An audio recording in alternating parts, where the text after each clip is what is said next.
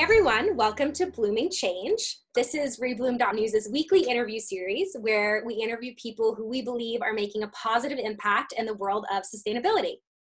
As a reminder, rebloom.news is a weekly newsletter that offers advice, inspiration, and actionable items to live more consciously with the planet, and you can subscribe below. So today we're chatting with Callahan. Hey there. Hi. So Callahan we're going to be talking about slow travel. So let me do a little introduction for you. So she's amazing. You should follow her on Instagram. This is Callahan. I'll link it below as well so you can follow her. She is a writer, blogger, and storyteller who lives for adventure. It's her goal to encourage others to live a life that's filled to the brim with wonder and creativity while moving through the world with intention and kindness. Love that. So Callahan, do you want to introduce yourself a little bit and tell us what you do? Yeah, sure. I'm Callahan. I currently am based in Nashville, Tennessee, but I spend a lot of time, before coronavirus, I spent a lot of time out on the West Coast in the desert and also in the mountains and hiking. My partner and I love to travel by foot and hike and backpack and all that sort of fun stuff. But I am a writer and a photographer and a printmaker also, but that's, just for fun stuff. And yeah, but I love this balance between, well, let me put it this way. I believe that a person's intrinsic sense of connection to their creative self, to their community, and to their environment are all interconnected. You can't be a fully healthy person if any one of those relationships is kind of out of balance. So I encourage people to find ways to really nurture all of those aspects of themselves. Gotcha. Great balance in life. Yes. Gotcha. So today we're talking about slow travel, which I'm really excited to talk to you about. I personally don't have a ton of experience with the slow travel mindset. It's definitely something that I am looking as I plan my summer this summer, since we have to stay a little bit more local because of the pandemic and everything. So I'm really excited to chat with you about it and just give the people watching this video or reading this interview some ideas of how they can incorporate slow travel into their life. So starting off, what is slow travel?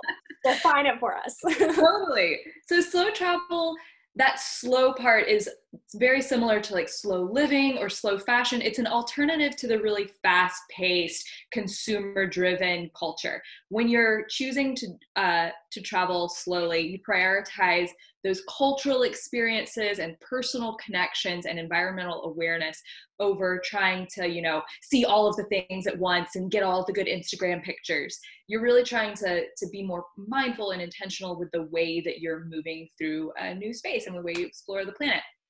I think that this is just really important for me because I know how many times people spend all of this time and energy planning for a trip, and then they get there and they're either just so caught up in trying to do all of the right things or like see all of the things that they're supposed to see that they just don't enjoy their travel. And it's just such a heartbreaker. Like if you've gone all this way, then you should get to enjoy it and you should get to really experience it and be present with it. Gotcha. And that's such an important thing right now too, especially with like everything that we get caught up on social media. Yeah, doing it for the gram. I feel like I've had many. I do it. Yeah. we can be aware of our parts, right? The awareness there, but maybe make better choices in living a more slow travel, like within our travel plan, saying, okay, maybe let's put away my phone. Right. Yeah. So since this is a sustainability platform and we're inspiring people how to be more sustainable in their life, so what makes slow travel a more sustainable travel option? Yeah. So slow travel, while it's like a really nice Venn diagram with sustainable living. Slow living and sustainable living have a lot of nice overlaps with each other because you're slowing down, you're prioritizing being mindful and you're prioritizing experiences that have a really high value. They're very qualitative rather than quantitative. So instead of jetting around the world and getting on 50 different connecting flights to get to a super populated area. You're choosing to give yourself more time and to move more slowly, and to thereby you have a little bit more time to like maybe choose a train, which is a more environmentally friendly option over a plane, or maybe travel by bike rather than renting a car, or getting somewhere and staying in an area where you can walk everywhere. And there, while it's not explicitly an environmental choice, so many of the aspects of it really support an environmentally friendly travel experience. And because you're prioritizing like interpersonal relationships, there is more of a chance that you're going to be purchasing fewer processed foods while you're traveling, that you're going to be eating in people's homes or at restaurants that are owned by locals. And it is socially responsible on top of being environmentally responsible. Yeah, I feel like that's like, a great way of putting it. I feel like a lot of the time you don't think that sustainable travel goes hand in hand with, being eco-friendly, or travel in general doesn't go with sustainability, because you start looking about how many carbons are offset when you're traveling and everything like that. I know that we've talked in the past a little bit about a carbon offset, way you can purchase. Can you explain that a little bit about how people can do that? Totally. So carbon offsets are a little bit tricky, and they're a little confusing because it's a little esoteric. So when I'm traveling, if I'm purchasing a plane ticket from here to Europe, the amount of carbon that is emitted by my Uber to and from the airport, by the plane itself, there's a weight value to that. Like I am putting X number of tons of carbon into the atmosphere by jetting across the continents. And there are programs, and there are great vetting processes that these people go through. There are programs that can allow you to put a monetary value to that tonnage. So when you get a number for your travel, and there's a value, a dollar value that's put to that. So you pay this dollar amount, and then the organization either contributes that directly to like planting trees, or other ways that they're sinking that carbon back into the environment to try to minimize your footprint. It is not perfect. It is not, there are a lot of people who will try to scam you, and they're just taking your money and they're not actually doing anything. So you do have to do your research. But you can either set it up to be a one-time like trip, like for this trip, I will pay X number of dollars to cover my carbon footprint. Or there are also programs that you can kind of set up a monthly recurring donation to cover all of your daily life, all of your travel to and from the grocery store, to and from work, your commutes, and any other little small travels that you'll have. Because, I mean, life on this planet right now is very carbon heavy. That's just the way that our culture is structured for the time being. But there are really great programs. I use use.org. It's got 3 O's, I think. And they have a lot of great watchdogs that are vetting them. And they also have a really cute pink Yeti who's there.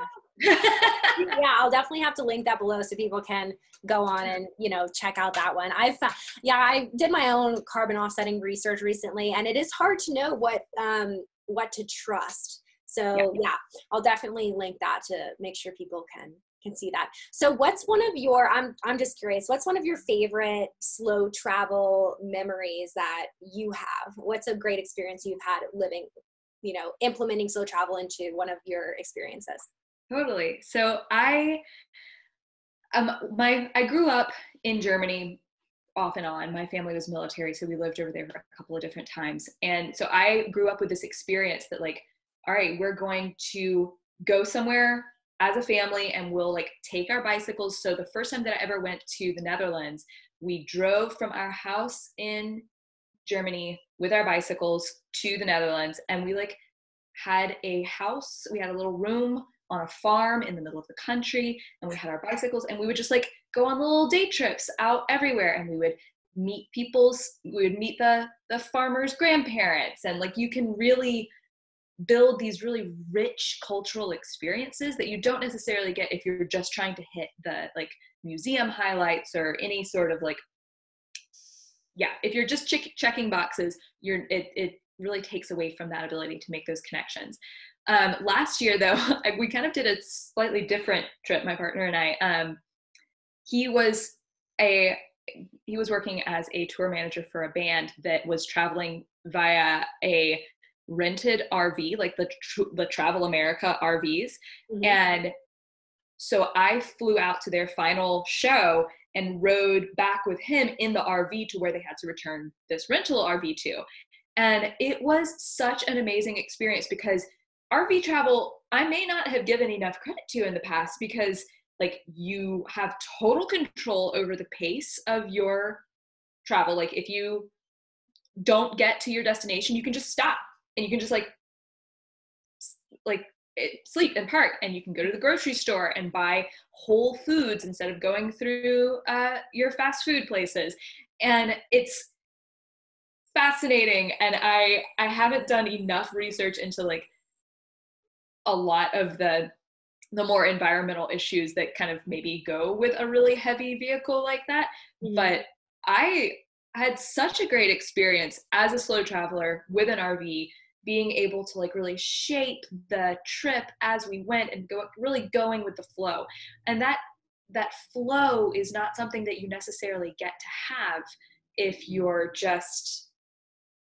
working with a really strict itinerary. That was really cool. I've also really messed it up before. How? A couple years ago, I got it in my head that I needed to go to Iceland. Mm-hmm. And this was back when the Iceland Air, they were doing like $88 trips from Boston to Reykjavik. Mm-hmm. And I went to visit my family in Germany. And then I decided to like add on 3 days on the return flight using one of those like super cheap flights. And I had it all booked out.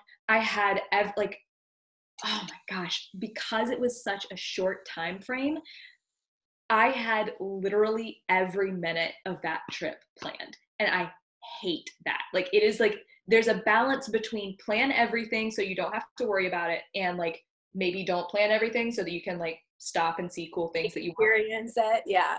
Oh my gosh. It was in November, and I totally did not take seriously the like Iceland has short winter days, like 6 hours of daylight tops. Yeah. It was, I felt like such an idiot.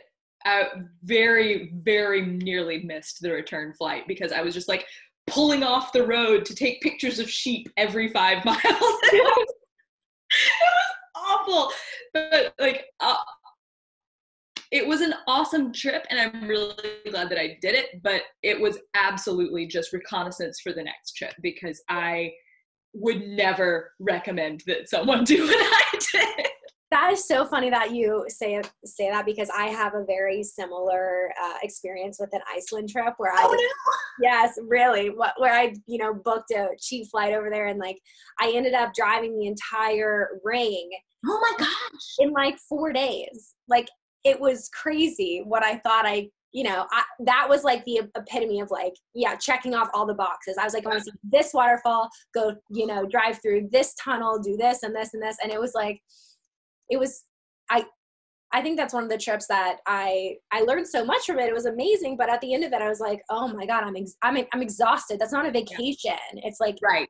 It's exhausting. You do more in those 4 days than you ever do in your day-to-day just working. Absolutely.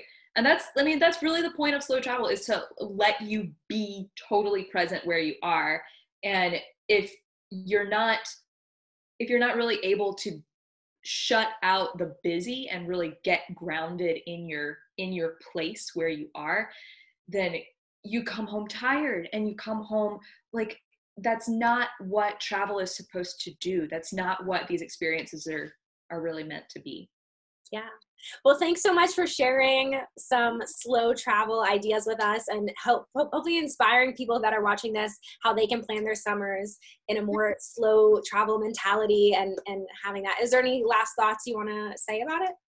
I can't wait to see where everybody's going this summer. Like, holy mackerel, this is a whole new world of travel that we're in right now. Yeah, I think a lot because of the pandemic and we can't go that far. Like, I think a lot of people are not planning on flying, and if they are driving, they're staying pretty close or staying. I know a lot of people are staying in Airbnbs because they're so clean and safe, and people, because they can trust other people, it's easier to trust a person to take a pledge to clean an Airbnb versus like a big hotel, conglomerate. So yeah, I recommend just shortcut the whole thing and just sleep outside. Just go camping. I love that. Well, thanks so much, Callahan. And thank you. Thank you. Bye. Bye-bye.